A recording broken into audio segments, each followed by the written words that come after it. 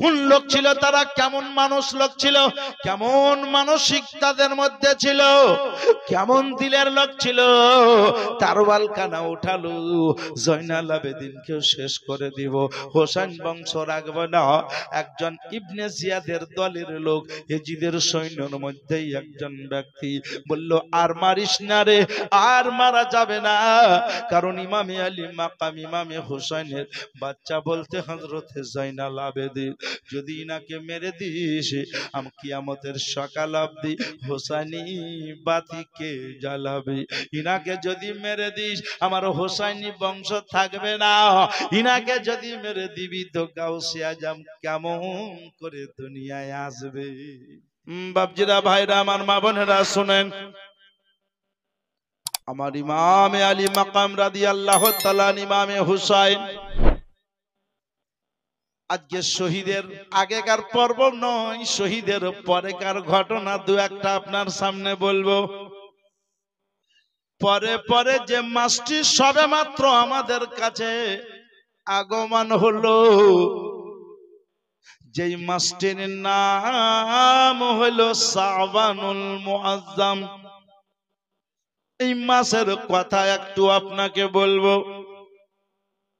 তবে তার আগে একটু আপনাদেরকে বলে দেয়, আপনারা বুদ্ধিজীবী মানুষ, জ্ঞানী মানুষ, আমার ইমামে আলী মাকাম রাদিয়াল্লাহু তাআলা আনহুর সুবহানাল্লাহ শহীদের পরে জালিমরা যখন খিমার দিকে গিয়ে যায়, কথাটা একটু মনে রাখেন, উনি শহীদের পরে নিজের বেটিকে বুকে নিয়ে ঘুম পাড়ান, শহীদের পরে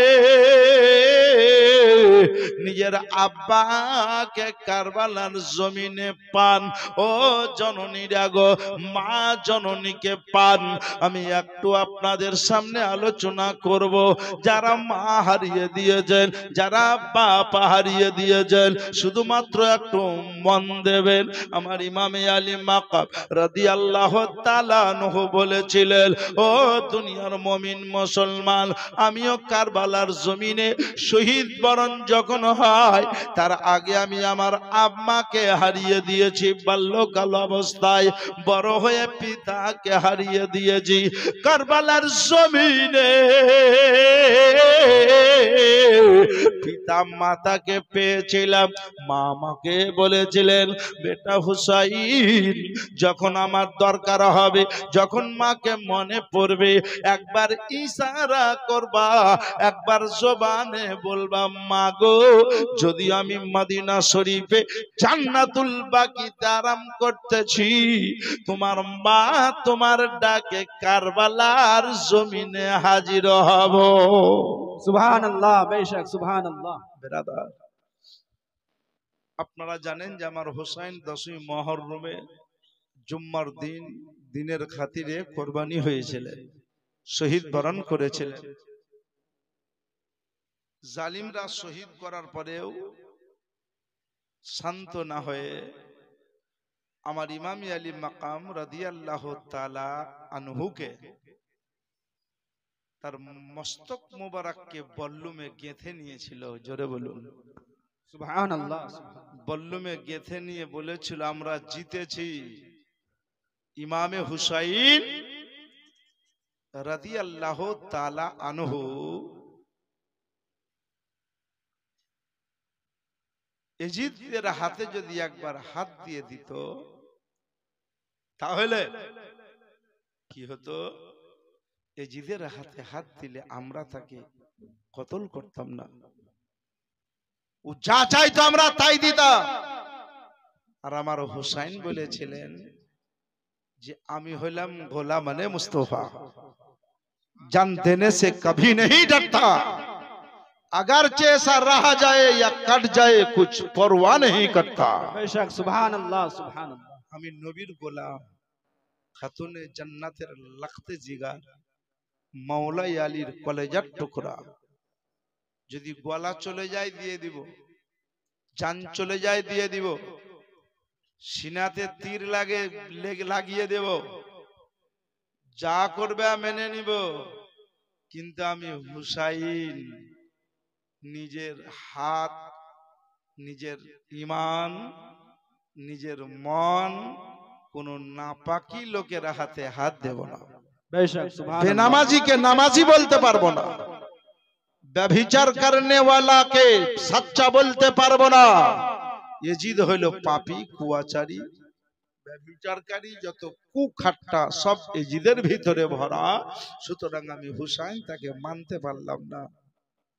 আমার ইমামে আলী মাকাম রাদিয়াল্লাহু তাআলা নূর মস্তক মোবারককে জালিমরা বল্লুমে গেঁথে নিয়ে বলেছিল, ওগো জগতের লোক শোনো, আমরা জিতেছি। আমার হোসেনের লব মোবারক দুটো হিলতেছিল।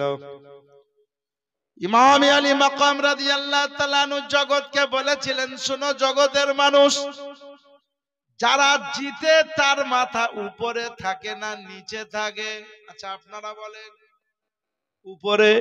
আমার হুসাইন বললেন আমি জিতেছি, এই জন্য বল্লুমে গাঁথা আমার মস্তকটা সবারই থেকে উপরে। बेशक सुभान अल्लाह আমার ইমামে আলী মাকাম রাদিয়াল্লাহু তাআলা আনহুকে রেখে দিয়ে কিছু সংখ্যক লোক খিমা দেখিয়ে গিয়ে গেল, আর কে আছে তাকে জিন্দা রাখবো না। এই বলে দেখতে গিয়ে দেখলো একজন 22 বছরের যুবক নামদার হযরতে জাইনাল আবেদিন রাদিয়াল্লাহু তাআলা আনহু অসুস্থ জ্বর অবস্থায় একজন তারওয়াল উঠালো, জাইনাল আবেদিনকে জিন্দা রাখবো না। আহারে মুসলমান, কথাটা মনে রাখেন, আহলে বাইতের উপরে তারওয়াল চালাচ্ছে, আহলে বাইতকে মারবে, আহলে বাইতের মুখ দেখতে পারে না। আহলে বাইত আলাদা জিনিস। নবী বললেন আমি তোমাদের কাছ থেকে পর্দা নিলাম, দুটো জিনিস দুনিয়াতে রেখে গেলাম। এক নাম্বার হলো পবিত্র কোরআন শরীফ, দুই নাম্বার হলো আহলে বাইত। আমার আহলে বাইতের উপরে মহব্বত রাখিও। আহলে বাইতকে লক্ষ্য করে কোরআন শরীফ বলল, কুল্লা আসআলুকুম আলাইহি আজরান ইল্লাল মাওয়াদ্দাতা ফিল কুরবা।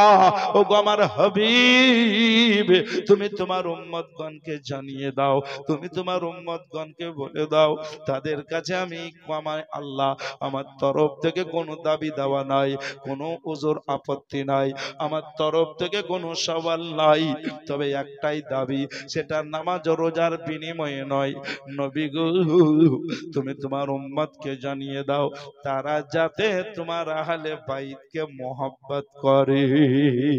सुभान अल्लाह सुभान কোন লোক ছিল তারা, কেমন মানুষ লোক ছিল, কেমন মানসিক তাদের মধ্যে ছিল, কেমন দিলের লোক ছিল।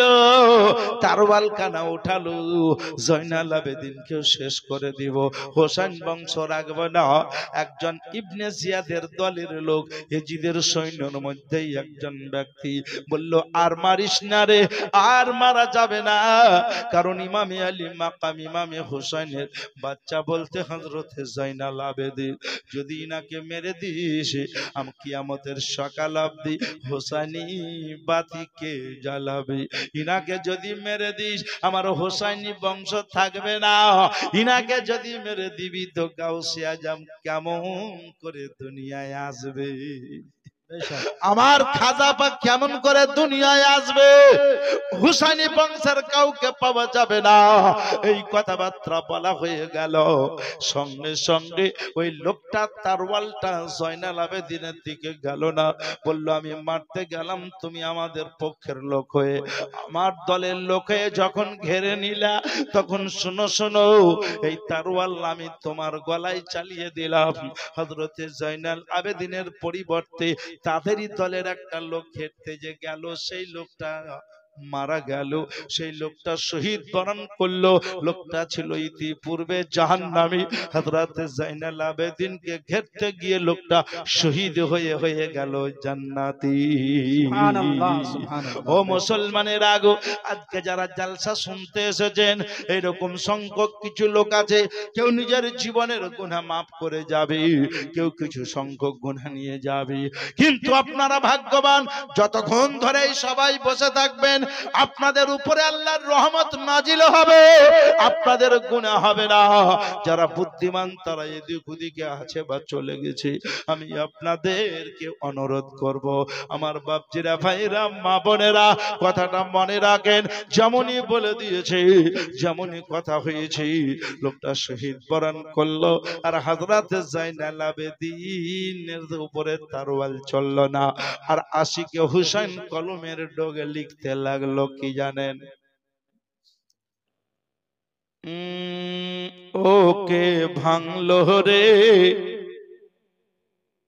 নাবির বাগানের ফুলের কলি, ওকে ভাঙলো রে নাবির বাগানের ফুলের কলি।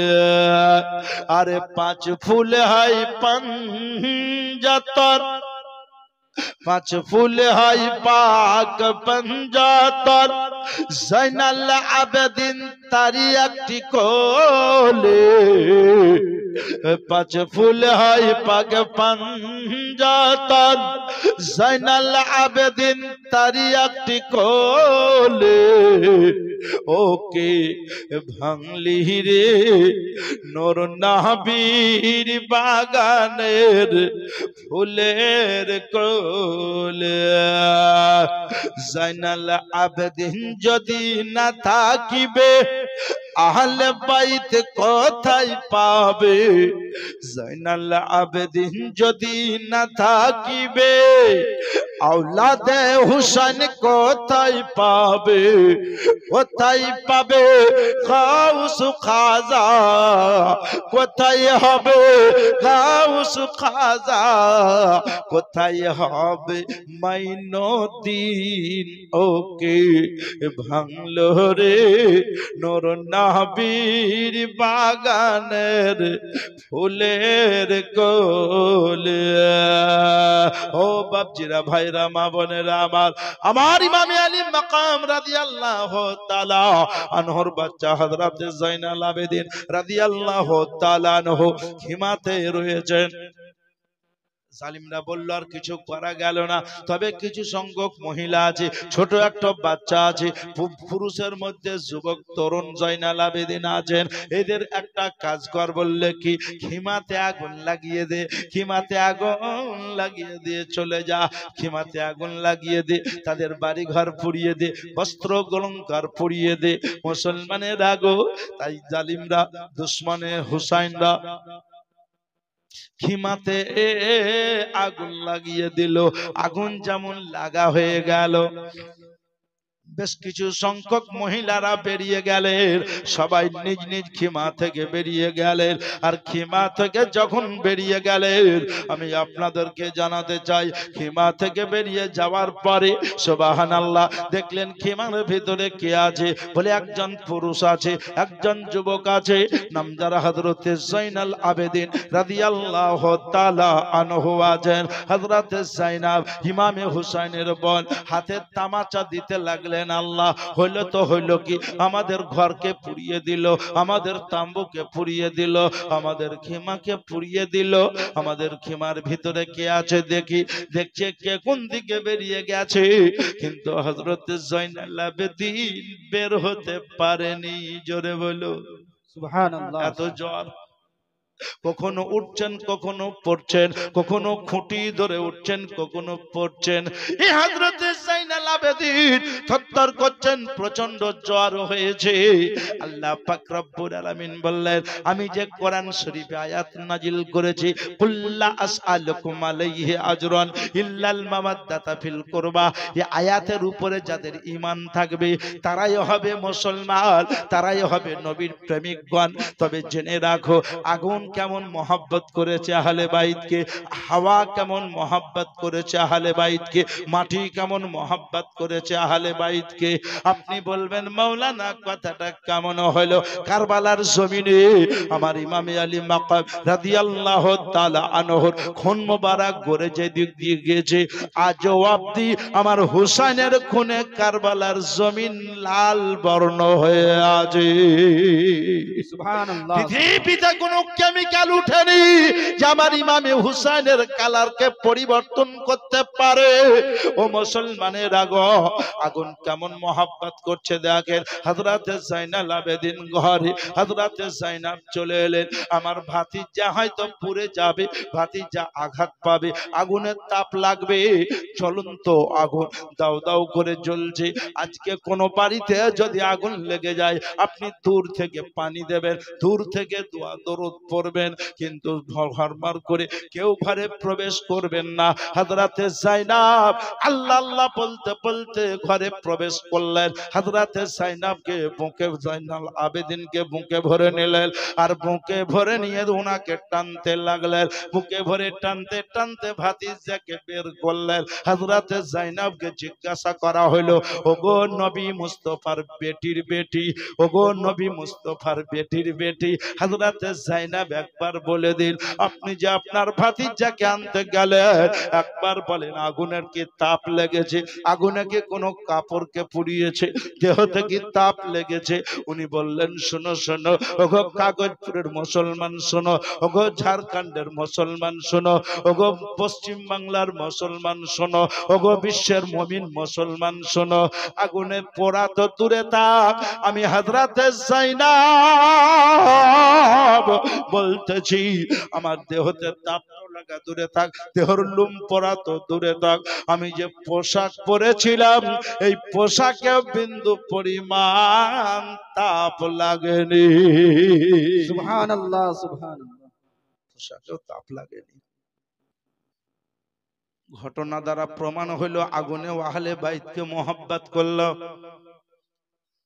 হযরতে জাইনাব রাদিয়াল্লাহু তাআলা আনহু বললেন, সবাইকে নিয়ে একটা ফাঁকা জায়গাতে আরাম করতে লাগলাম, আর টুটো হয়ে খঞ্জার ভাঙা খঞ্জরটাকে আমি হাতে নিলাম, আর এরাদা করলাম আমার ভাই হুসাইন যে পাহারা দিতেন, আমি তিনার বোন ওইভাবে পাহারা দেব, আর যারা শহীদের পরে যারা বেঁচে আছেন এদেরকে সঙ্গে নিয়ে আমি মদিনাতুর রাসূল যাব। সুবহানাল্লাহ, বেশক সুবহানাল্লাহ। ইনশাআল্লাহ আল্লাহ নিয়ে গেলে ঠিক পৌঁছে যাব। এই বলে ওনার সোনার আপন বোন যার নাম হযরতে উম্মে কুলসুম, ইনিও হলেন মা ফাতেমার বেটি। কারবালার ইতিহাস বলছি আপনাকে, শহীদের পরেকার ঘটনা বলতেছি। হযরত উম্মে কুলসুমের সঙ্গে মাশওয়ারা করতে লাগলেন, বোন সবাই তো আছে, কিন্তু ছোট্ট একটা ভাতিজি তাকে দেখতে কেন পায় না, যার নাম হলো হযরতে সাকিনা। জোরে বলুন কি নাম বললাম? সকিনা লাই সাকিনা। হযরতে সাকিনাকে কেন দেখতে পায় না? হযরতে জাইনাব খুঁজতে লাগলেন, হযরতে উম্মে কুলসুম খুঁজতে লাগলেন, বললেন বোন গো সাকিনা কোথায় গেছে দেখা যায় না, সাকিনা কোথায় গেছে দেখা যায় না। এই দিক ওই দিক খুঁজতে খুঁজতে বলছে, আহারে আমার ভাইকে জবাব কি দেব, আমার মাকে জবাব কি দেব, আব্বাকে জবাব কি দেব, ওগো আমার ভাবি বলো সাকিনাকে কেন পাওয়া যায় না? চতুর্দিকে দেখতে লাগলেন, কিন্তু মাঝে মাঝে বিদ্যুৎ চমকেছে, আর মুষলধারে বৃষ্টি হচ্ছে, আর বৃষ্টিতে কিন্তু পানি ঝরে না, বরঞ্চ রক্ত ঝরছে। সুবহানাল্লাহ, বেশক সুবহানাল্লাহ। হযরতে জাইনাব এক পা এক পা করে এগিয়ে গেলেন। হযরতে জাইনাব চোখের পানি মুছতে মুছতে এক পা করে এগিয়ে গেলেন। বললেন বোন উম্মে কুলসুম তুমি একটু এদিকে লক্ষ্য রাখো, ফলো করো, আমাকে কারবালার জমিনে যেতে দাও, দেখি হয়তো আমার ভাতিজিটি ওই আগুন লেগেছিল খিমাতে, জালিমরা লাগিয়ে দিয়েছিল, তখন ধরে নাকি খিমা থেকে বেরিয়ে কারবালার ভিতরে চলে গেছে ময়দানে নাকি, কিন্তু হাজার হাজার লাশ পড়ে আছে। হাজার হাজার লাশ কেটে পড়ে আছে, কারো হাতে এইখানে, পা এইখানে, বডি এইখানে, মস্তক ওইখানে। একবার দেখি ময়দানে কারবালাটা রক্তে রক্ষিত হয়ে আছে, সুবহানাল্লাহ, মরুভূমি লাল হয়ে আছে। এই বলে হযরত যায়েনব কারবালার কাছে গেলেন, আর কারবালার কাছে গিয়ে দেখছে, সুবহানাল্লাহ, কারবালার কাছে গিয়ে দেখছেন একটা মাথা বেহে বডির উপরে একটা বাচ্চি মেয়ে যেন গলা ধরে ঘুমিয়ে আছে। মাথা নাই, বুকের উপরে ঘুমিয়ে আছেন, আর যিনার মস্তক মোবারক নাই, তিনার হাত দুটো মেয়েটার পৃষ্ঠের উপরে চাপা আছে। জোরে বলুন। হযরত যায়েনব রাদিয়াল্লাহু তাআলা আনহা এক পা এক পা করে রাতের অন্ধকারে কারবালার ময়দানে নেমে গেলেন। বুঝে বুঝে ময়দানে পা দিয়ে এক পা করে গিয়ে দেখছেন এই বাচ্চা মেয়েটা কার্গো জিন্দা মেয়ে, তবে বুকের উপরে কেন শুয়ে আছে। এটা বুঝে হযরত যায়েনব রাদিয়াল্লাহু তাআলা আনহা হযরতে বাচ্চা মেয়েটাকে ধরে যেন তুলেছে। কে তুমি, সাকিনা নাকি? জোরে হলো সুবহানাল্লাহ। কে তুমি, সাকিনা নাকি?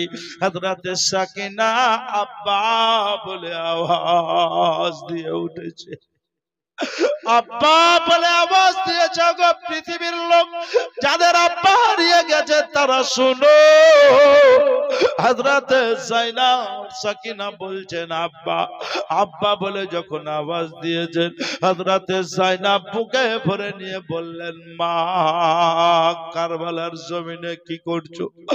আব্বা বলে, কেন আওয়াজ দিছ? তোমার আব্বা বেঁচে নাই রে বেটি। ওগো আমার ভাতিজি, ভাতিজিকে বেটিও বলা যায়, ভাতিজিকে মা বলা যায়। বলল, বেটি গো, ভাতিজি গো, আব্বা কাকে বলছো? ওগো আমার ফুফু, তুমি আমাকে জাগালা কেন? বলে, কি করছিলা এখানে? বলে, আমি আমার আব্বা আর বুকে ঘুমাচ্ছিলাম। সুবহানাল্লাহ। ঘুমাচ্ছিল না আমাকে, পিপাসার তাড়নায় সিনার ভিতর শুকিয়ে গেছে। তাই আমি কারবালার জমিনে এসে আব্বাকে বলেছি, আব্বা ঘুম আসে না, আব্বা গো কোথায় আছো তুমি গো? শহীদের আগে আব্বা পিপাসা লেগেছে, বুকে ভরে নিয়ে তোমার জিভ আমার মুখে দিয়ে দিয়েছো। ওগো আমার আব্বা জান, নাই তুমি কি এখন আমাকে পিপাসা দূর করাবে? আব্বা রাতের বেলায় ঘুম আসে না, কে ঘুম ধরাবে? আমার আব্বা বলেছিলেন, বেটি আমি শহীদ হয়ে যাব, শহীদের পরে তুমি কারবালার ময়দানের গিয়ে, কারবালার সংলগ্নে গিয়ে আব্বা আব্বা বলে আওয়াজ দিও। আমার মস্তক থাকবে না, তবে হাতের ইশারায় তোমাকে ডেকে নেব। সুবহানাল্লাহ। ও গো আমার ফুফু, আমি আজকে রাতের বেলায় ময়দানে বলেছিলাম আব্বা, তো আমার আব্বা হাতের ইশারায় বললেন উখরুজ ইলাইনা, উখরুজ ইলাইনা, একটা আওয়াজ ভেসে এলো। আর হাতের ইশারা খানায় এইরকম দেখতে দেখতে ইশারা ছিল।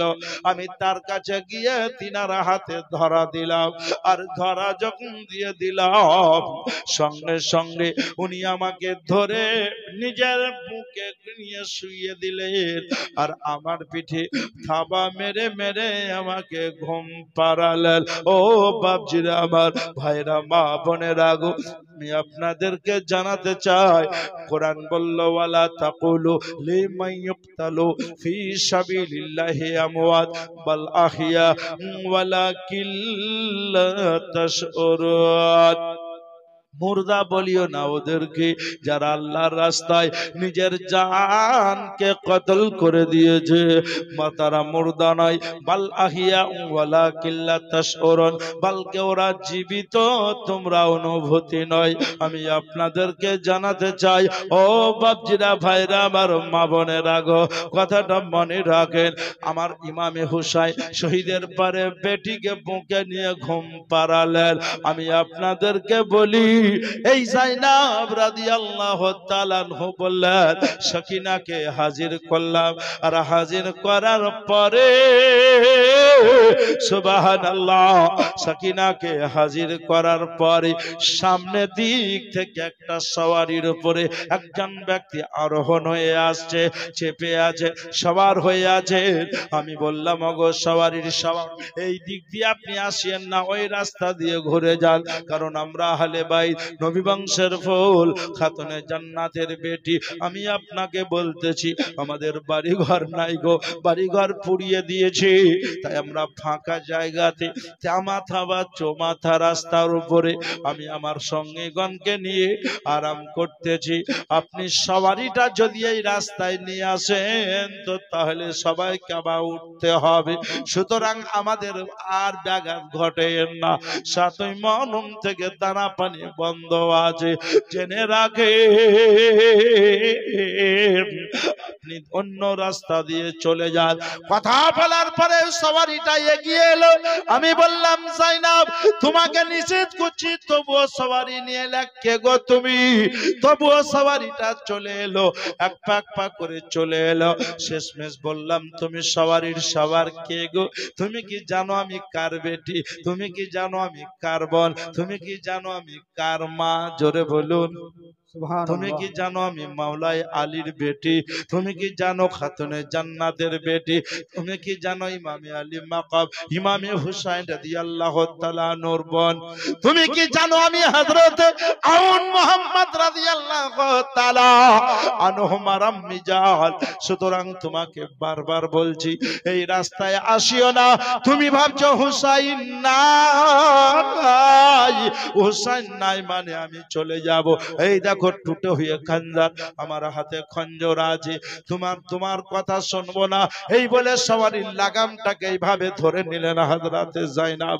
এক পা আগে যেতে দেব না, একটু নামো, তুমি তোমার পরিচয়টা দাও, তারপরে আগে যাবা। পরিচয়টা দাও। পরিচয়টা দিতে গিয়ে যিনি সওয়ারির উপরে চেপে আছেন তিনার মুখে কিন্তু নিকাব দেওয়া আছে, তিনার মুখটা ঢাকা আছে। হযরতে যায়নাব বললেন, সওয়ারি থেকে তিনি নামলেন, আর সওয়ারি থেকে নামার পরে ওনার মুখের পর্দাটা সরালেন, আর পর্দাটা সরিয়ে আমাকে বুকে ভরে নিলেন। জোরে বলুন সুবহানাল্লাহ। চেহারা কানা দেখলাম তুমি অন্য কেউ নয়, আমার আব্বা হযরতে মাওলাই আলী। সুবহানাল্লাহ। একটু জোরে বলতে হবে। উনি অন্য কেউ নয়, আমার আব্বা হযরতে মাওলাই আলী। আমি বললাম আব্বা গো কালকে তুমি কোথায় ছিলে? আব্বা তোমার লাগতে জিগার ইমামে হুসাইন রাদিয়াল্লাহু তাআলা আনহুর দেহতে ৭২ খানা তীর মারা হয়েছিল। আব্বা কালকে তোমার ৬ মাসের বাপ্পতা হযরতে আলী আসগরের কলেজাতে তীর গাঁথা হয়েছিল। আব্বা কালকে কোথায় ছিল বলো? মাওলাই আলী বললেন, বেটি যায়নাব আমি কালো ছিলাম, আজও আছি, কালো থাকবো। ওগো বেটি যায়নাব ভয় করিও না রে মা, তুমি একবার নিষেধ করে দিলে পৃথিবীর কোন মায়ের লাল দ্বিতীয়বার রাস্তায় আসতে পারবে না। তুমি আমাকে বারবার নিষেধ করছো, তবু আমি আসছি। বুঝে নিও ঘরেরই লোক আছে, বুঝে নিও ঘরেরই মানুষ আছে।